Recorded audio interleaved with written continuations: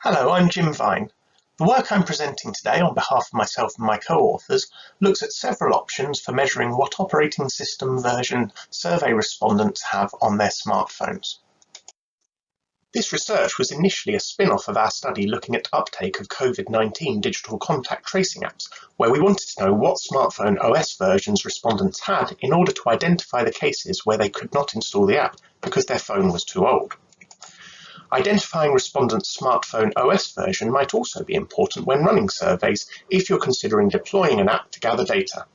Supporting older OS versions will typically enable more respondents to potentially use the app, but that's likely to come at an additional development cost and may constrain the smartphone features you're able to make use of. It's not clear how best to measure smartphone OS version. This isn't information that all respondents will know. So here we've investigated 3 methods to understand their relative performance. For this investigation of methods of assessing smartphone OS version, we're using data from the Understanding Society COVID-19 study. The COVID-19 study is being conducted with adult members of the Understanding Society panel. It was initially a monthly survey in the early months of the pandemic, switching to every 2 months after July 2020. The study is primarily web-based with a small telephone component delivered only at certain waves.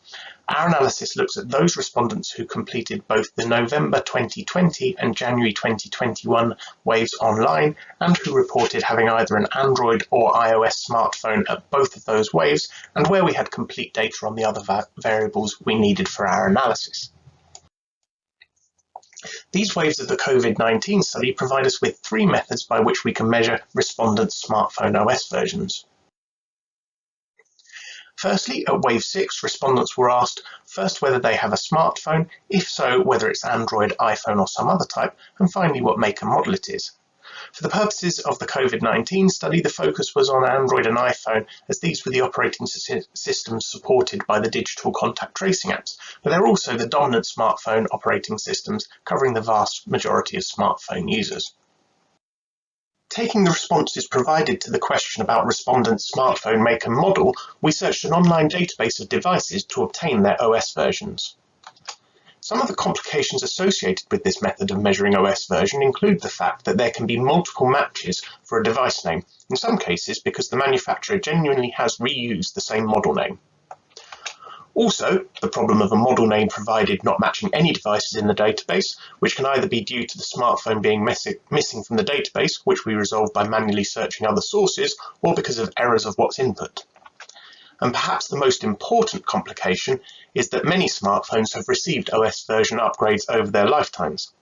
The database in this case tells us the range of available OS versions from its launch version to the highest available version, and we need to have an appropriate approach to handling these ranges. For the next method, at wave 7, respondents were asked to provide their smartphone OS version directly to see if this would provide more accurate usable data. Having been re-asked the same preliminary questions about whether they have a smartphone and if so its type, Android and iPhone owners were asked to provide their OS version. Respondents were provided with instructions on how to find their smartphone OS version. 2 of the ways we suggested respondents could find their OS involved using the whatsmyos.com service. We gave respondents the URL, which they could type into their phone's web browser directly, and we also provided a QR code which they could scan, which just linked through to the same web page. The other option we suggested involved respondents looking up their OS version in the Settings app on their phone. For this, we provided different help texts that varied depending on whether they reported that their smartphone ran Android or iOS. The potential complications of gathering OS version data using this method might include the fact that it seems relatively high complexity as a task, which respondents might find burdensome to complete. The final method that we've used was the fact that for all waves for web respondents, the data includes the user agent string that was reported by the browser that was being used to complete the survey. User agent strings are small strings of identifying information that provide details of some features of a device accessing a website, in this case, the survey website. As the examples on the screen show, these strings include information on the operating system and its version. Because the formats of user agent strings are not entirely standardized, extracting the data that we need from them is not trivial. but there are existing packages in both R and Stata that do this for us. By its very nature, however, this method only provides us with data on the respondent's smartphone OS version if they are completing the survey on their smartphone, which is perhaps a more fundamental complication. So, having these three methods of measuring respondents' smartphone OS versions, we want to investigate them to understand how each of them performs. Firstly, we want to know how complete the data are provided using the method. Next, we want to know how representative the subsets of respondents for whom we have data using each method is. And alongside these, we also want to investigate the consistency of responses, both at the case-by-case level and in terms of the distributions of OS versions that each method produces. Across these questions, we expect that differences between Android and iOS will exist. For example, because the OS upgrade processes differs between the systems, or because of the different processes for finding the OS version between the two types of devices. So consequently, over many of these results, we tend to present the results separately for the two operating systems. So the first thing we're interested in is whether the different methods we have available for assessing OS versions produce comparable and high levels of data completeness. Looking at those top two rows of the table there, we can see that the methods do provide substantial differences in the proportions of respondents for whom we obtain data. Most complete data, running from left to right, are obtained for the self-reported model, followed by the self-reported OS version, and finally, over on the right-hand two columns, the user agent string methods. Here is a version of the previous table as a chart, but also disaggregating the findings between Android and iOS phones, based on the self-reported smartphone type. This shows the pattern that we saw on the table in the previous slide, and also that for each of the methods we get a higher proportion of responses for iOS than we do for Android. To investigate the representativeness of the cases for which we gain a measure of smartphone OS version using each of the methods, we fit models using a range of characteristics of the respondents as model variables. Fitting these models using the RISQ software, we calculate coefficients of variation. The interpretation of these is that the further the coefficient of variation is from 0, the less representative is the subset of cases for which we have data. The smaller the better, basically. The representativeness, as measured in this way, follows the same pattern as the completeness. The cases with data from the self-reported smartphone model are the most representative, followed by the self-reported OS version, and then the user agent string data. To investigate how the variables within our dataset are each associated with obtaining a response using each method, effectively to drill down into who's under and who's over-represented, we've calculated average marginal effects for the models. There are some variables where the associations are directionally consistent, such as birth decade. Older age groups are consistently underrepresented, albeit by different amounts using the different methods. However, there are other variables that are perhaps more interesting, where the directions of the associations differ. An example of this is for the sex variable, where we find that women are underrepresented using the self-reported methods, and men are underrepresented using the user agent string methods. Turning to the case-by-case consistency of the methods, we need some way of adjudicating disagreements between them. As previous scholars have treated user agent string data as the ground truth when identifying the devices people are using, that seems like a plausible choice. For the cases where we have data using all three methods, we can investigate the incidence of agreement and disagreement between them. This analysis is necessarily tentative, as the people for whom we have data for all three methods are a small and unrepresentative subset. And also, for simplicity, we compare the user agent string data from just one wave. However, we do indeed find that the cases where the two self-reported methods agree, but the user agent string method disagrees, is the smallest fraction of cases. This is at least suggestive of the fact that the user agent string data remains a plausible candidate for being the ground truth where it's present.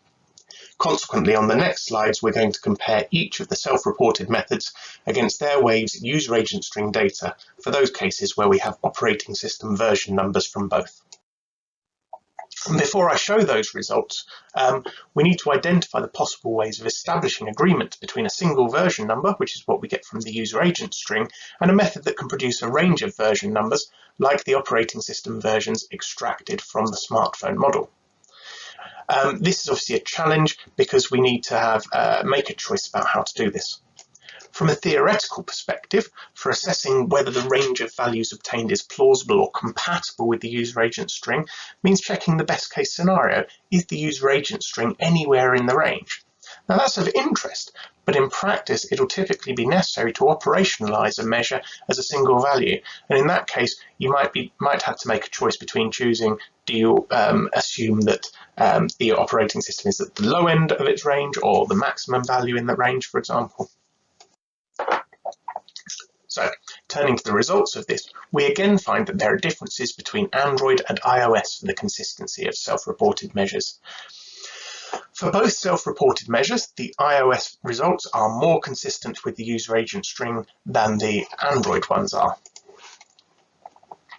Taking the best case matches between the operating system version derived from the range for the self-reported model and the user agent string, the results are similar to the self-reported OS version.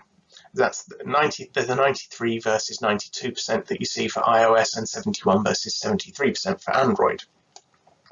However, in situations where we need to operationalize the OS assessment as a single value, taking either the maximum or minimum value from the range significantly decreases the performance of the self-reported model data, especially for Android.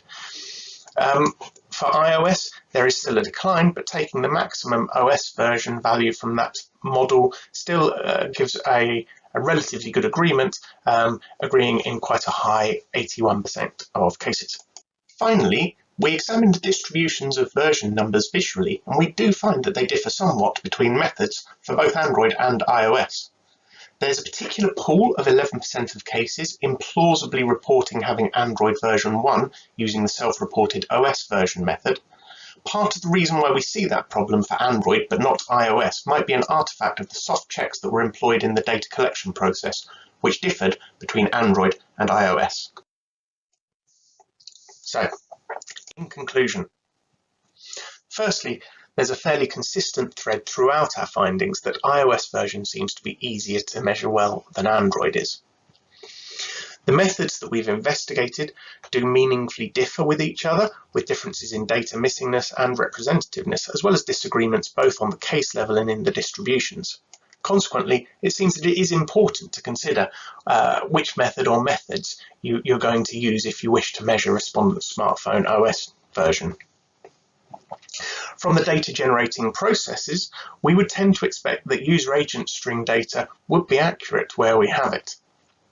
And the numbers that we have provide some, albeit weak, evidence in support of that. But in this study, it was available for the smallest and most unrepresentative subset of the respondents out of the three methods. So, a reasonable approach in some cases might be to combine user agent string data and data from a set of questions. But which questions? The data here pull in different directions. Self-reported smartphone make and model has higher completion and better representativeness, but self-reported OS version has better agreement with the user agent string, especially in a situation where you need to operationalize the OS version range as a point estimate. The fact that some of the unrepresentativeness differs directionally between the methods, self-report versus user agent string, should make this a good candidate, as some of the problems of missingness will cancel out. Women, say, who are less likely to provide a self-report answer are more likely to provide data by dint of completing on a smartphone user agent string data. This won't solve all of the problems, as some of the associations drive in the same direction.